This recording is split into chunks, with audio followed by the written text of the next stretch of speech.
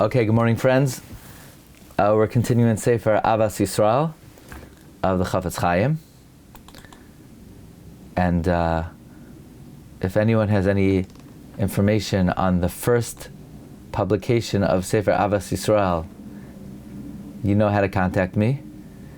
I want to point out that the Sefer Mitzvahs Hashem that the Chafetz Chaim quoted in the beginning on the second line, yesterday we mentioned it was written by Rav Baruch Halpern of Skahal. It first was printed in 1792. So like we said yesterday, it's a pretty late Sefer. And it's a likut, basically, of all the various Meinei HaMitzvahs. Yesterday we began to introduce the following principle. And the Chafetz Chaim is introducing the idea that if somebody engages in sinah to a kosher Jew, he brings upon himself a ruach of tumah. Chafetz Chaim says that each aver with which you do a mitzvah, a ruach of kedusha resides on that aver. And by doing all 613, you sanctify your entire organism. Like it says, Laman tizkeru va'asisam es kometz voisoi v'yisam kedoshim leiloi kechem. This is an idea that the Chafetz Chaim brought in the Hakdama to Sefer Chafetz Chaim, that so long as the Beis HaMikdash stood, we had the opportunity to fulfill all 613 mitzvahs and thereby sanctify all 613 limbs. By the way, the one who really expounds upon this idea is the Reb Chaim Vital in the Sefer Sharei Kedusha, where the 613 body parts, 248 Evarim, 365 Gidim, correspond to the 248 Evarei Ruchani and 365 Gidei Ruchani. And the body is basically a coat or a cloak for the spiritual element.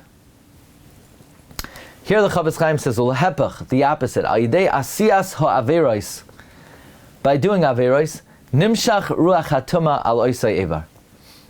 He draws a spirit of contamination on that limb. Ch'may Amru Chazal, Al Yashmiya Adam LaAznav Dvarim B'Telim. Person should not allow his ear to hear Dvarim B'Telim, empty words. Dvarim Shoma B'Kach.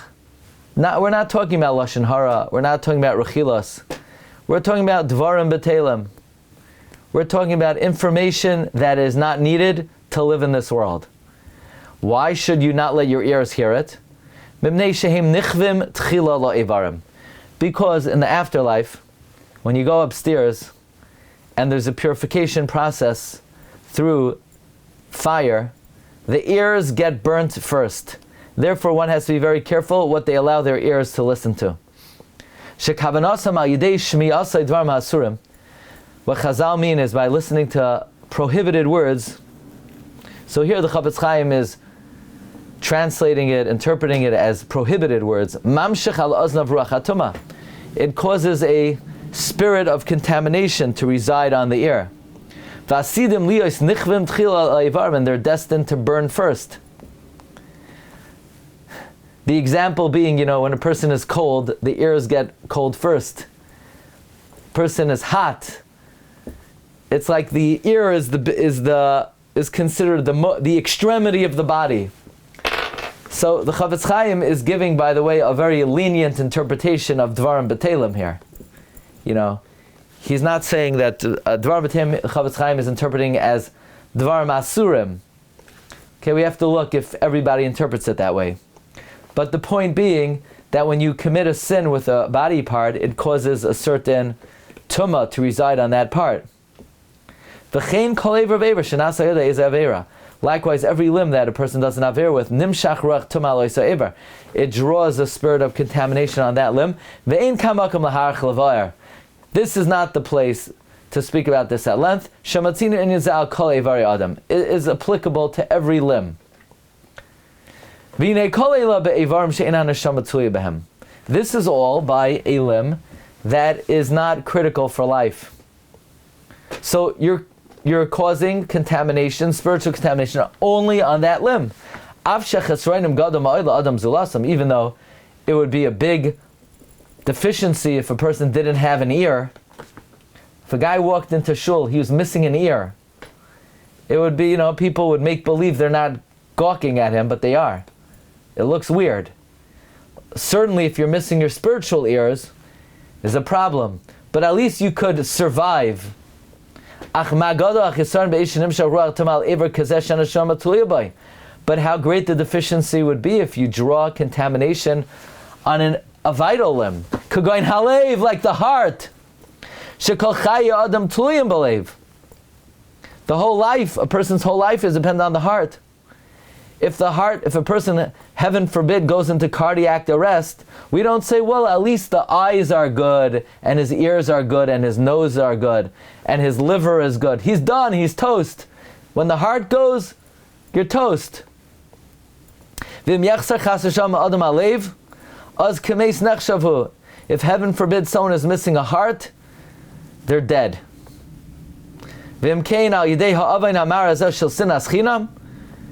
Therefore, through this bitter sin of baseless hatred, she'ikara taloi balev, that it is hinged on the heart, haloi mamshich alibai ruach tuma, you draw upon the heart a spiritual contamination. Uvasher shehiho ikar s'chai adam, but since the heart is the primary limb in man's spiritual vitality, memela nimshcha yada ruach tuma kol evrei adam, you draw contamination on the whole organism. And Charlie, you're dead. You're finished. You're toast. Someone who is afflicted with sinas chinam is finished. He's done. Someone who doesn't like Jews, he's done. Call it a day. Okay, I think that's a good message for the day. That's a nice, positive, feel-good message of the day. If you don't like Jews, you're finished. Call it a day. So you have to like Jews. Like we said, nobody said it was easy. It doesn't say Kikarai Velecha Davar Hazeh on this one. But you can't choose family. They're your family. Have a good day, everyone. You know how much I love you all. Okay. Have a good day. Kol tov.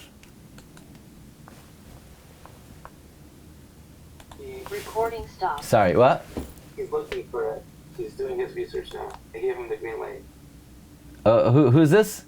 The winner, this guy. Oh yeah? Okay. He's pretty confident to find it. Really? Okay. I don't know. Amazing. This Sefer, I have less information even than Sipisal Yeshua. For Sipisal Yeshua, at least I knew was a Sefer. This does not appear anywhere before, the 1940s, and it's not even in Beis Eiket Hasfarim.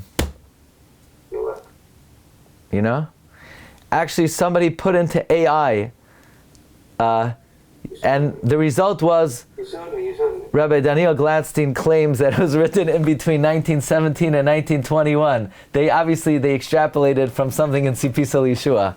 So. My AI